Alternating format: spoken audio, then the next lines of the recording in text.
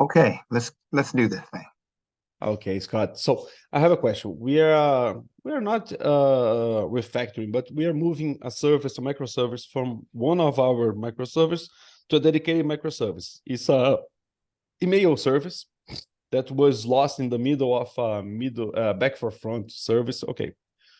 The problem is we have like a map of error codes to friendly messages. Okay, you will get like date. How do I say?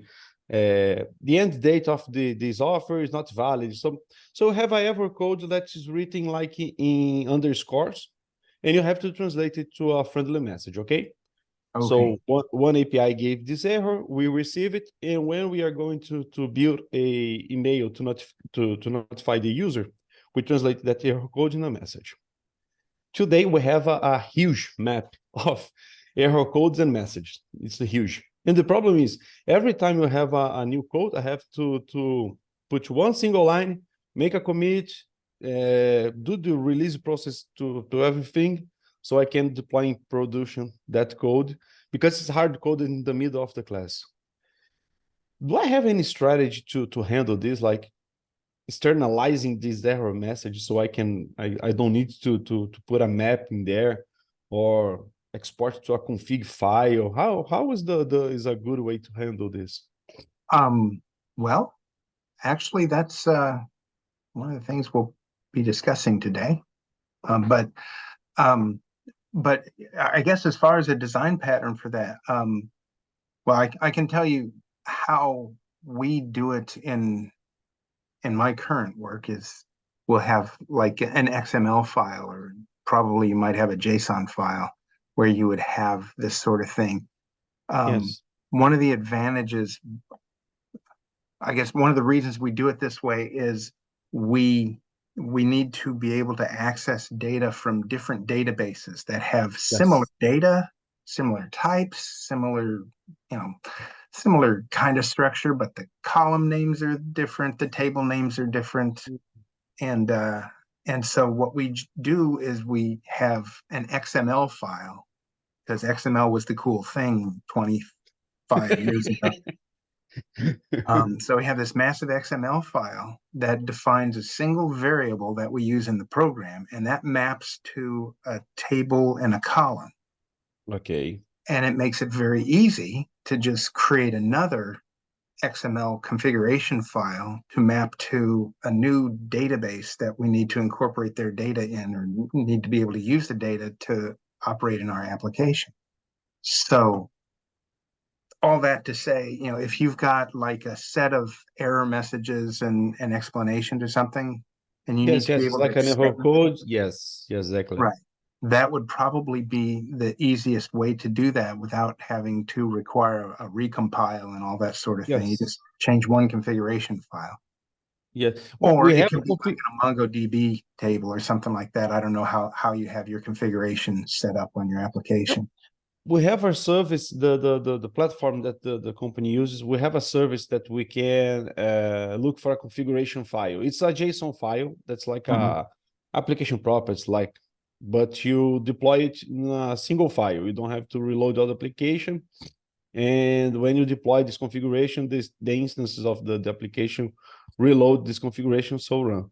One doubt Okay. that I have is we have this map. So it's like an object, like a error list. I don't know the name of the variable, but it's a map of errors.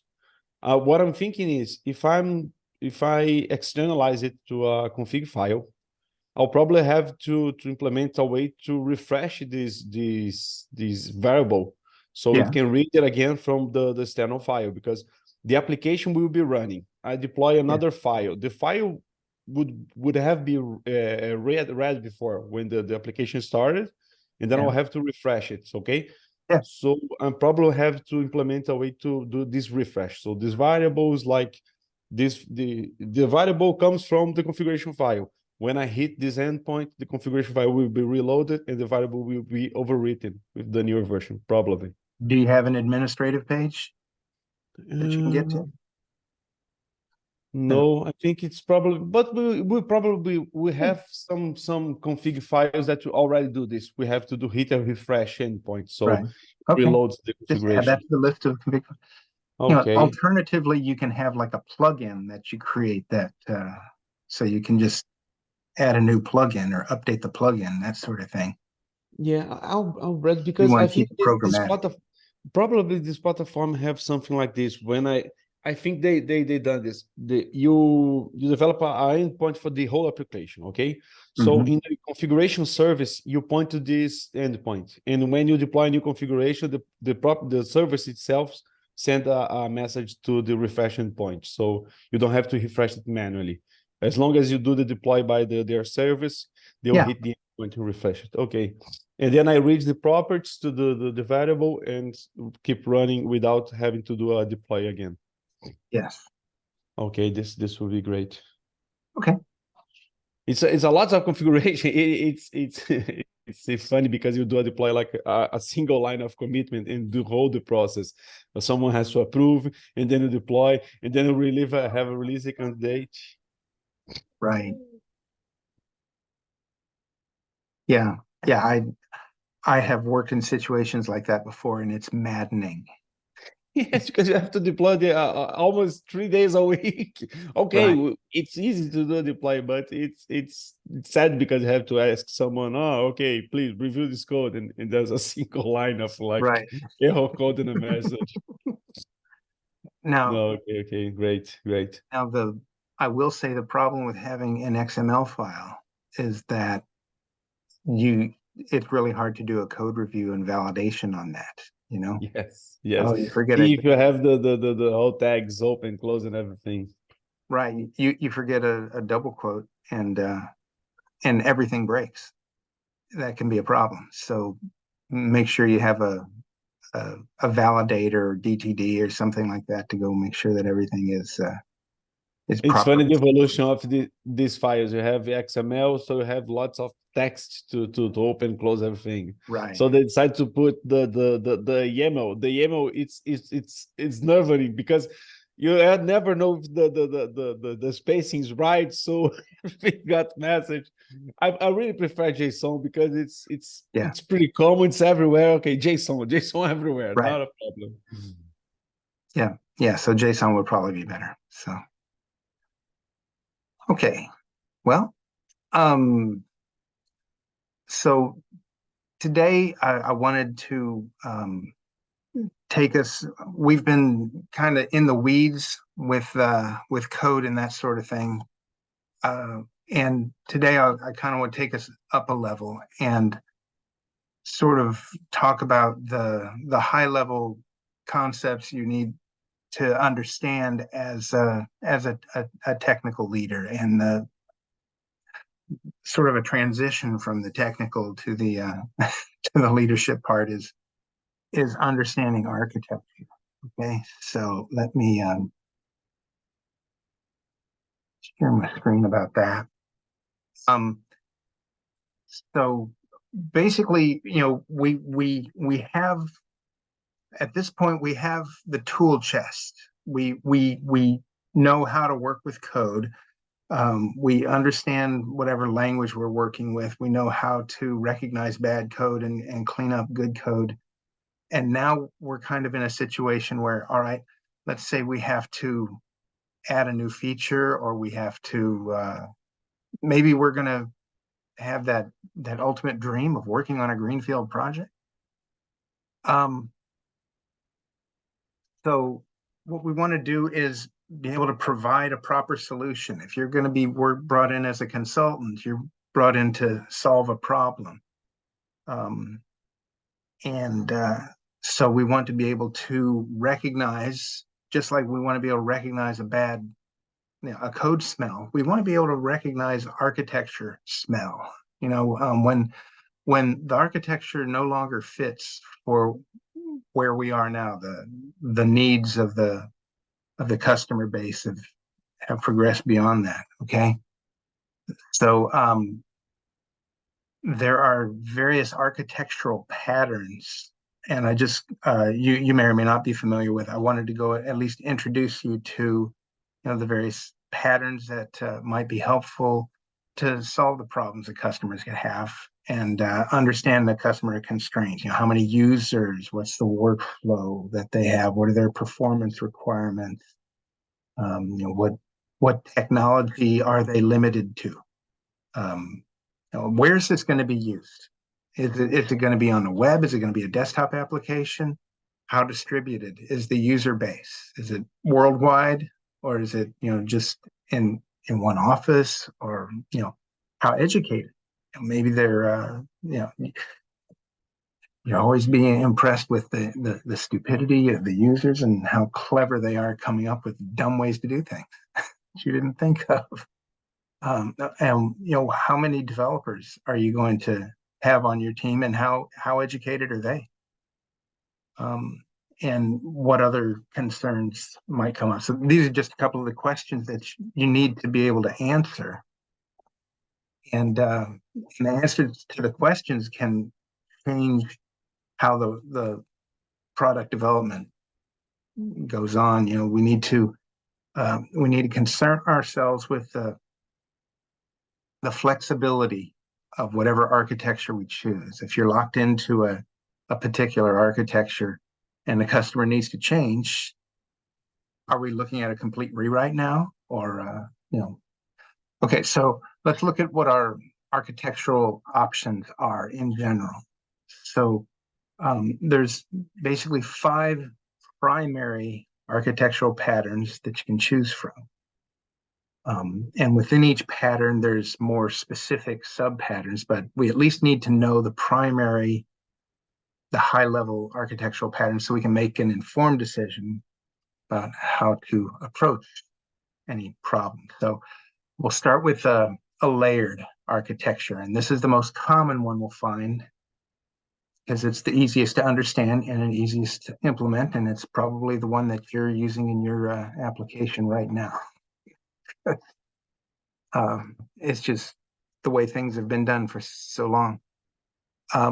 So basically, each part of the application is divided into a specific layer, and it manages the piece that it's concerned with. There's a strict hierarchy. Oops, go back. There's a strict hierarchy of relationships. Each layer communicates only with the layer that's adjacent to it. If a message needs to be sent to a non-adjacent layer, like the presentation layer needs something from the database, then it's going to have to send a request to the business layer, and that's going to have to pass that on to persistence layer, and then that finally gets passed to the database layer. That's going to go retrieve the data and pass it all back up the line, and so it can generate a lot of noise. And so as a developer, you'll be tempted to circumvent the bureaucracy and connect directly with another layer, and then that's going to couple those layers. And that starts the creation of your proverbial big ball of mud, and maintenance starts to become a nightmare. And change down here is going to affect stuff up here and up here. And it just, we've all seen the big ball of mud. It started probably as a layered architecture that got out of hand, and it takes a lot of discipline to keep a layered architecture properly structured and to keep it maintainable. So we'll look at an example. A business user needs to retrieve customer information from the data repository. So the customer screen will get a request from the user. It doesn't know where the data is or how to get it. So it forwards the request to a delegate module, and that module knows how to talk to the business objects in the next layer. So it sends a request to the customer object in the business layer. That object knows how to request data. So it sends a request to the persistence layer. And so yeah, the customer object, knowing the business rules, also knows that a separate order object is going to have to be sent to the data. So it's going to send a request to the order data access object to get the data too. So, and then these data access objects generate the appropriate query statements, send those to the database, which then gets passed up the chain to the customer object, and to the delegate, finally back to the customer screen. Right. So to implement this kind of architecture, you might do like React on the UI, send a request to a Spring business layer, and then pass that along to a Hibernate database layer kind of thing. So we'll consider the trade-offs of a layered architecture. It's really easy to build. It's easy to test. It's easy to understand. That's why it tends to be the first approach most developers adopt when they're creating a new project.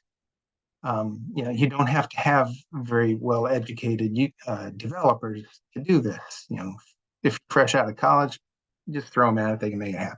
All right. The problem is it's not very flexible.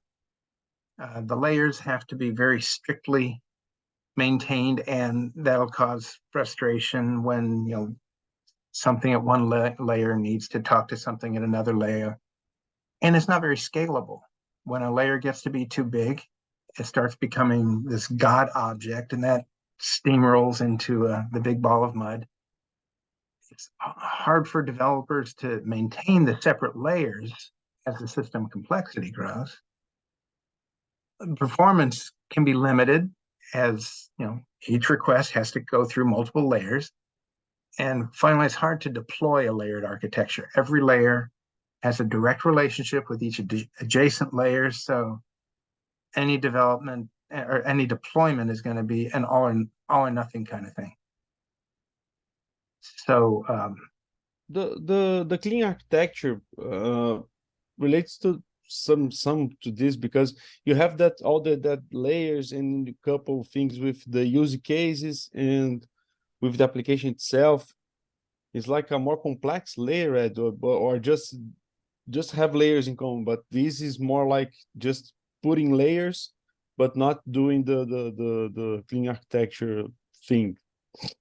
How do they relate? Because I'm confused if I'm looking to the layers and think that it's the whole thing, or if the clean architecture use layers but in another way. um, um, I guess I'm sorry, I'm not sure I understand the question. The clean architecture, I mean, clean architecture will have all these layers because you have the most external and the core in the I see what middle. you're saying now. Yeah. And you have all these layers, use cases, and then you consume like another layer. But I think the only thing that they have in common is just layers, but not Right. the Yeah, so that is a version of the layered architecture. I think what they call it, the hexagonal architecture, something exactly like that. parts and So parts and connectors. I think something like this. that is we're going to get to that. That is more the the plugin architecture that I think we get to next. So we'll get to that in a minute. Okay. No problem. Um, so wrap this up, a couple of things that you need to consider. There's a risk of having a number of pass-through functions. The only purpose is to pass data along to other layers that can bloat the code, and it slows down your performance. Also, if you've got a monolithic application, layered architecture is not a bad solution. If you have a program that requires an installer, that tends to be a monolithic application, and like a desktop application, and that will use a layered architecture. And if you need things to be more flexible, then you want to consider a different architecture. So the next, these kind of increase in complexity. So next we'll look at an event-driven architecture, and it's a distributed asynchronous architecture pattern. So it's event-driven. So it's got highly decoupled single-purpose processing components. Two main topologies. It's the mediator and the broker. Okay, so your mediator topology is for when you have multiple steps within an event, and you need a central mediator to manage it. So some events need to happen in sequence and others can happen in parallel. You know, like a credit card transaction will need to post a charge, withdraw money from the credit account, post it to the vendor collectible account, then the vendor's charged the transaction fee. The funds are held for a period of time. So the credit card processor can make sure that the change isn't challenged by the card owner. Say the card might have been stolen or the vendor may have provided the wrong product or something like that. They cancel the charge. So, but some of these steps have to be done in order and others can be done in parallel. So the credit card processor has to be the one point where the event mediator manages everything. Otherwise, it's going to quickly become just too complex. All right. So there are different kinds of events. There's your initial events. They kick off a series of sequential events. Excuse me. A processing event is down here is generated by the mediator event, and that's sent to the associated event processor. So the event mediator receives an initial event from the event queue, and that kicks off a series of events that the mediator manages. And the asynchronous events that they can be handled in parallel, those are passed to an event channel, and each event channel might be another event queue like this, or it'll just handle the event directly, and it'll kick off one or a series of events that need to happen sequentially. So basically you got this structure and it just sort of cascades and what you call a fractal type of situation. But so like the event mediator could be like a Spring integration process, or for if you got something more complex, a business process execution language. Excuse me. Wow. No problem, Scott. If you need to Yeah. grab some water. I see. But but you have like a business process manager like JBPM or something like that. Okay. So this is the mediator topology, and the next is the broker topology. And that's if you want to chain a bunch of events together without a single mediator. So this is for more simple event processing flow. You don't need a centralized event management processor. You just have an event broker manages all of the event channels that are used in the event flow. It can be something like a ActiveMQ or Hornet queue. Each event channel passes its events on directly to the appropriate processor. If there's a related secondary event that needs to happen, the event channel can handle that directly as well. Say, for instance, a customer moves to a new address, and so the address information needs to be changed. You also need to consider, does the sales tax change or the value-added tax? The new address may have different shipping rates. So in some places it's illegal to ship some items, so you need to check into that as well. What about the phone number? Did that change? Is it a permanent address change, or maybe it's just a temporary address change? All these kinds of things need to be considered and handled in different ways, but there doesn't need to be a single event manager to handle all this. The move event can just have a list of things that need to be handled, and the event channel can take care of that directly. Okay. Okay, so the broker here is not a single application or centralized one that handles everything. It's like a series of like a queue manager. You have lots of queues, lots of Right. topics, and then a single event starts a chain of calls to another topics. So each application reads and receive a queue event in a queue related to that topic from a single one. So you start calling another application by event. Okay. Exactly. There you The go. the other one, these channels here would be a single application that would call the other one. So Right. I know that if it does that happens, I know who to call. And the other side, no, you only make a public, you only make up you post in a topic, oh, that happened. If it's someone interested, then read it and do whatever they have to do. Yeah, this is like your air traffic control tower here. Yes, Someone says, yes. They handle everything, they control everything, they call everyone. The other one, no, you just make announcements, and if someone is interested about that subject, they read it and process it something. right, exactly. Okay, perfect. Okay. So pros and cons here. This is it's a very flexible and easily extendable design pattern, and it works very well for both large and small applications. Since it's distributed, it can be scalable and provides really good performance. Also, since the different modules are asynchronous and independent, you can deploy it very easily, just the piece that you need. The downside is that it's fairly complex to set up, so the development team needs to be trained up to develop it properly. And the distributed asynchronous nature makes it harder to test. All in all, it's a great pattern to use for a lot of applications once you're familiar with it, and if your application lends itself to asynchronous distributed business rule processing. The microkernel architecture pattern. So this is what we were talking about before. Uh, it, it has two component types. There's a core system and a set of plugin modules. And if you're using an IDE, it likely follows a microkernel architecture. So we'll take a look. So the core system has just the minimum functionality needed to make the system operational. It would handle your general common business logic and any plugin management.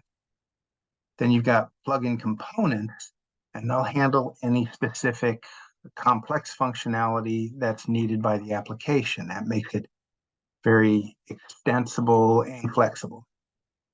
So the plugin components need to be more or less standalone. Okay, you want to minimize any communication between plugins so that you can avoid any dependencies between these guys. The core system needs to know how to add the plugin modules, and that's usually done through some sort of a registry that will contain information about the plugin, its API, and the connection protocol. You'd see this like when you're using a web services, like WSDL, Open Service Gateway, OSGI, or any releasable product. It's a very popular architecture because it's easy to package it up and install it as a single project. Since the contracts between the plugin and the plugin modules and the core system, that can be at different levels of complexity, and they change over time. You have to be careful to keep a versioning, some kind of versioning process in place. One nice thing about this architectural pattern is it can be used as part of another pattern. So if you have a larger system that has a part that tends to grow in complexity, you can set that component up using a microkernel architecture. And it's great for evolutionary design and incremental development. You start with a core system and then add functions as the application evolves. It's also a good architecture to start with for a new project, as it's very flexible and you can deploy only the pieces you need. If it turns out the architecture doesn't meet your needs, it can easily convert it into another kind of architectural pattern. And since the business logic is mainly isolated in the plugins, the performance is good. The only problem is that it doesn't scale very well. As the number of plugins grows, then your performance starts to suffer. And you may have noticed this if you install too many plugins in your IDE, it starts to bog it down. Also, it IDE, can be, exactly. you what? The IDEs with plugins is just simple to watch it gets rooted by too many plugins and Yes. funny city plugins. Okay, perfect. Yeah, yeah. Also, it can be hard to develop, so it will require some extra training for the development team. But this architecture is becoming more popular, so that's probably less likely to be a problem, and probably the developers have been familiar with it. So next, let's look at the latest silver bullet, the microservices architecture. It's the new sexy. It's Um, starting to lose the attention. People are now saying that microservices are how can I say that is over engineering, it's not that good, but they started implemented everywhere, so they learned that's not the bullet silver bullet. So the shine is wearing off the apple now. Okay. yes, yes. So, well, let's see where a microservices architecture is best used. So one thing that's clear about the microservices pattern, each component is a separately deployed unit. So rather than thinking about services within a microservices architecture, it's more helpful to think of a service component. Each service component has one or more modules that handle a single function or independent part of a larger application. Determining the needed granularity of the services component, that's the hardest part of implementing the kind of architecture. So another important concept about the microservices architecture is that it's distributed, and each service component is fully decoupled from any other component, and it's accessed only through an API of some sort, like JMS or REST or RMI or SOAP or something like that. Probably not SOAP. So one interesting thing about this, the architecture evolved from other architecture patterns based on the needs that weren't being met by those patterns, obviously. So by nature, it handles a lot of the shortcomings of other architectural patterns. The agile move towards continuous delivery, it required monolithic applications to be able to break out autonomous chunks that could be deployed independently from the rest of the application. So it started to move towards a service-oriented architecture. This was a helpful step forward, but it was really complex and heavyweight, and it couldn't be used very effectively for smaller applications. So microservices address the complexity by simplifying the notion of a service. It eliminates the heavyweight orchestration requirements, simplifies the connectivity and access to the service components. So there are dozens of ways to implement this pattern. This is the most popular way. There's a number of very fine-grained service components and microservices. They have very few modules for handling specific business logic. They're usually accessed via a REST-based interface through the API. Typical REST-based architectures tend to have more coarse-grained service components, and that limits its scalability. That's what microservices architecture addresses. Keep it small. Smaller than that. No, even smaller. Tiny. Micro. Yes, yes, yes. And you can implement a event-driven in these microservices, because each Right. service receive a notification of an event and then start processing. Right. And So you that can would just be, implement it. yeah, Yes, yes. The interface there can be an API or either or together with event based. right. Right.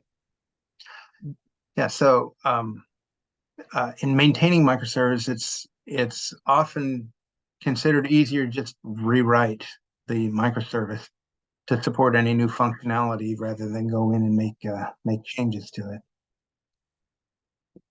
Okay, so what are the trade-offs? Microservices are extendable, testable, scalable, easy to develop and deploy. What's not to like? Well, of course, it's our new silver bullet. But since it's distributed, that can start causing problems with performance. So some things to consider. It's important to use the proper granularity for the service components. If your service components are too heavyweight, they start growing, and then they're no longer microservices. On the other hand, if they're too You have fine-grained, you have a God microservice like right, the holy right, one. Yeah, Yes, It- we it- have it some makes it- APIs like this. We have some APIs that do too many things, so touching it is like a nightmare. No, no, no, no, don't touch it. Okay. right. On on the other hand, if they're too fine-grained, you start having orchestration problems, and you convert it to a complex, confusing, service-oriented architecture. Hey, Patty. Hi, Hey, And we're talking Patty, architecture today. good morning. So if you find that you need to add orchestration to your application to manage the service components, you should probably check to see if they're too fine-grained, and you might need to combine some components in some way. And also, if you find your microservices needing to communicate with another process in a single request, they might be too fine-grained. And if you find your services needing to share data, you might want to use a shared database for that. Shared functionality can be handled by duplicating the code. Usually, you kind of want to minimize this. That's the trade-offs that come with each different architecture. If things start growing and you find you need to include more and more functionality in one place, it might be time to break things up. If you can't avoid either of the situations, it may not be the silver bullet for you. Find a different architecture. The advantages of the microservices architecture is that it overcomes a number of the limitations of a monolith or service-oriented architecture. The application's broken up into small separate units, so it scales better and it can more easily support continuous delivery, and it makes it possible to do real-time production deployments. So that's nice. You don't have to shut things down for the weekend or longer to update the application. We have a project. I'm not kidding. When they need to do an update, they shut it down for the better, I guess, at least 2 weeks to do an update. This is a web-based application. you have to make announcements and let everybody know, oh, schedule, we have a maintenance, we'll be off for 2 weeks. Oh my God. Right, right. Yeah, the nice thing here, only the service that needs to be updated has to be deployed. And if there's a problem, you can easily redirect people to something that hasn't been updated yet. And that's really hard, if not impossible, to do for a layered architecture. One other thing to consider, since the microservices architecture is distributed, it shares some of the complexity concerns of the event-driven architecture pattern that we looked at before. Okay, and now we get to the spacey one, the space-based, also known as a cloud architecture. Now, most web-based applications follow a pattern where the request from the browser goes to the web server and then to the application server and finally the database. And that works great for small applications. But as scalability needs to increase, we run into bottlenecks. First, the web server layer, then the application server layer, and then at the database layer. So generally, we'll just throw more hardware at the problem, and you end up with this inverted triangle of distributed systems. You have a bunch of web services, a bunch of application servers, and a couple of database servers, if that's even possible. Very large scalability problems are hard to solve. Here we go with Amazon and Microsoft answering that problem. Space-based, the cloud architecture. We know it is cloud, but it's all about scaling. So it's based on the concept of shared memory.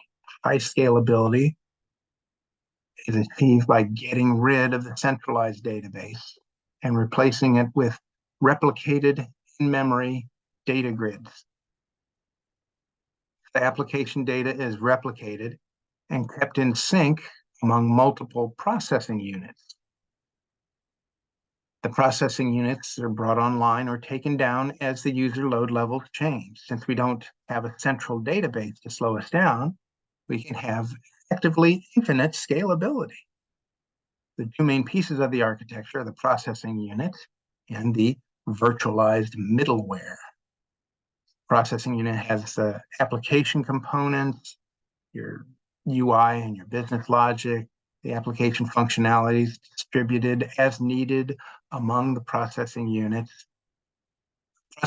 Processing unit also holds the replication engine that's used to replicate changes from other processing units.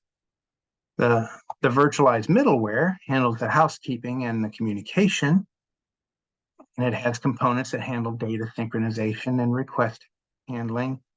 We'll discuss that more in detail. The magic of the space-based architecture pattern lies in the virtualized middleware and in the in-memory data grid contained within each processing unit. So here, the typical processing unit architecture contains application modules, an in-memory data grid, an optional asynchronous persistence layer, or that's for failover in your data replication engine.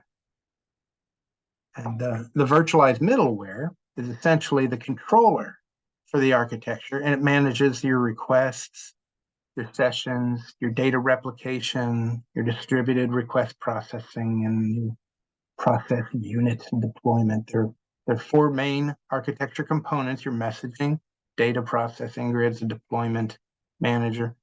The messaging grid manages the input, request, and the session information. When it receives a request, it determines which active processing unit is available, handle the request, and forwards it on. The data grid, which is probably the most important one, interacts with the data replication engine in each processing unit to manage the replication when the data changes on any processing unit. It's critical to ensure that each processing unit has the same data set. It's a very high performance module. The processing grid, the processing grid manages the distributed request processing when there's multiple processing units and each one handling a portion of the application. If there needs to be some coordination between the processing unit types, like the order processing and the customer processing, the processing unit manages it all. Finally, the deployment manager manages the dynamic startup and shutdown of the processing units based on load conditions. It continually monitors the response times and user loads, starts up new processing units when the load increases, shuts down the processing units when the load decreases.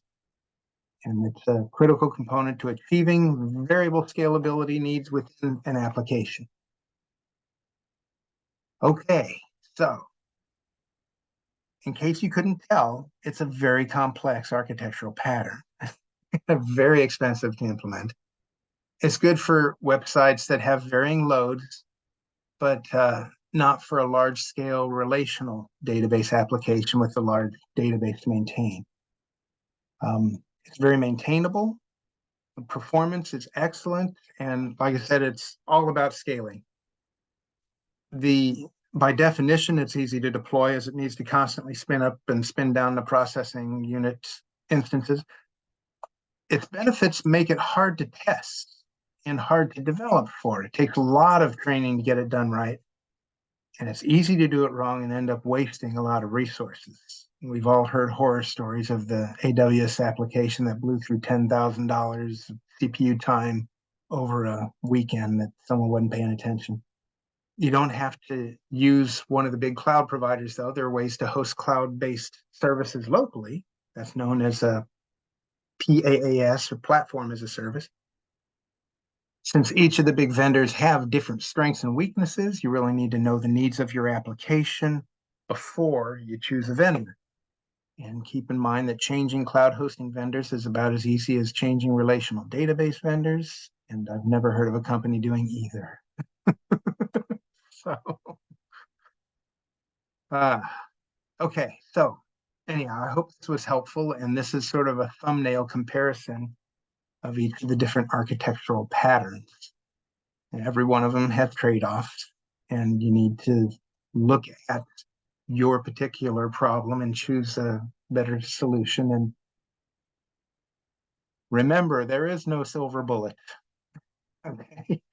It all, the general software developer answer to any question is, it depends. There is no silver bullet, but you have like a silver tape that you can use for every purpose because it almost serves all. But Right. it's great. One thing that I was thinking is that the microservices itself is so practical because you have like a micro applications that are easier to code and to understand, that people spend time developing Kubernetes, Docker, so you could make implementing the microservices easier and then using space-based because of this. Because imagine handle like a cloud-based service without Kubernetes and Docker. Then you can deploy a single file and the whole application starts. And the application itself knows how to start another instance. That's magical for me. I Right. don't know exactly how does this work. It's like magic. So Yeah. I'm really grateful that this exists. Yes. Yes, I agree. It's all It's like sorcery. I don't know exactly how they do. I saw one time, the first time I saw Kubernetes, and the guy was there coding. They coded like a hello world that he would make lots of calls and then multiply the instances and then reduce. I was, oh my God, how does this happen? I yeah, don't know exactly because it's like low level and very complex by the side of application. That's great. So I think that this gave microservices this boom. Was so easy to deploy, so easy to handle. You like just okay, you do your magic. I don't know exactly what you're doing, but it's working. right, right. Yes, it's amazing stuff. So I that's I agree. So so these are some of the books that I could recommend you looking at. I know a few weeks ago I recommended that the architecture books. So these O'Reilly books were available there. Um, all of them have been around for a number of years. This is like 20 years old here. So but yeah, all of these have been around for a while. And so if you're looking for the newer microservices architecture stuff, these are good. And the books that I recommended on that the Humble Bundle was they'll get you going. Yeah, So I bought the smallest one because I'll have read something to read for at least 2 years in my pace. there But you go. I think those choose monolith microservices and building microservices is great because we have lots of I don't know why, but we do. So learning about little more about the basis is important. Right, right. So yeah, that's all I have to say about that. There's no silver bullets. You have to think, use your experience, your judgment, and that's that just comes with time. Um, I think the most rare situation, in fact, is like having a greenfield to decide whether you use one on another, right, because most of the time you end up in an application that is what it is, and then you have to scale to improve it, so you don't have lots of choice. I right, had the opportunity to work once in a greenfield application that was like it started as a proof of concept and ended up being an application, but it's pretty rare. You almost always end up in a, okay, we have this event driven, oh, okay, we have this microservice and do what you have to do. right, right. Yeah. We had a speaker come to our user group last month, and he was talking about architecture, all these different architectural patterns and stuff. And he was saying how, you know, basically he asked the room, so how many of you have worked with two different architectural styles? And you know, about half the hands went up. And how many of you work with more than two? And I think one or two hands went up. Okay, so it's like if you want to be able to understand architecture, you probably have to work as a software consultant on different projects and learn them from other people who know lots of architectures. Or he suggested you could like work on architectural katas. Otherwise, you're just not going to have much experience with other architectures and be able to do that. So,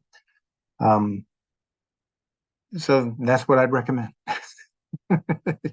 work on your team with architectural katas if you're planning to stay with an employer, or join a consulting company where you get exposure to a lot.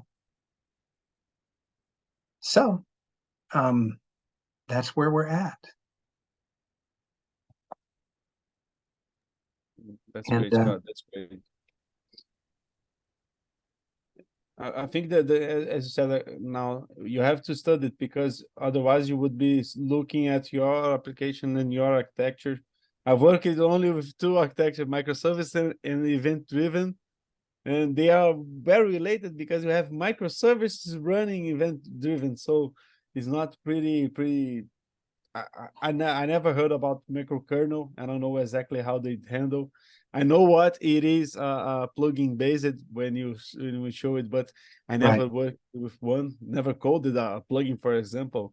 Might be a try. So I think most of the architecture side will be talking, and if you have the opportunity to work as an architect for consultants, but I don't think it's probable for me to do this. So learning about hearing it is important to be aware when you look at something. Oh, I know, I saw this one time in a book.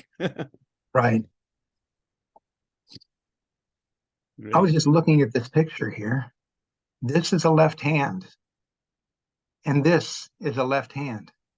Oh my God. Yes, you have two thumbs. Yeah. That's a left thumb and that's a left thumb. Okay. Anyway. Or this guy is really. Yeah. Oh, wow. Anyway. Okay, so it's good to see you again, Patty. I'm glad you didn't get crushed by the earthquake. And Earthquake! Oh my God! Yeah. I think my camera went off. Sorry, but can you hear me, guys? yes, Yes. I'm hearing. Okay. Yes. I don't know why. The other Yes. day, I'm gonna go you ahead and probably- stop the recording now unless there's anything. Okay. I just want to share with you guys another book Oh, that okay. has, because I was like new in the business. Of the 4 books that you recommend us, Scott, I have 3, and I was also reading them, but I needed to find the fundamentals, and I found this book very helpful. I want to share with you. I believe in the You want to chat. share your screen? In the chat I already. Or you put it in the chat? Yeah. Fundamentals of Fundamentals of software architecture. Okay. Yeah, because it helped me a lot. It has microkernel architecture, event-driven architecture, space-based architecture style, but like the basics. And then you have the advanced book, like is this one that I also bought it, but I still haven't chance to read it. And this was in the that group of books that I mentioned last week or Okay. last month. Awesome. Yes. So And also this book. this book. Like it's like the second part of this book. Okay. Mm-hmm. The hard parts. You will notice that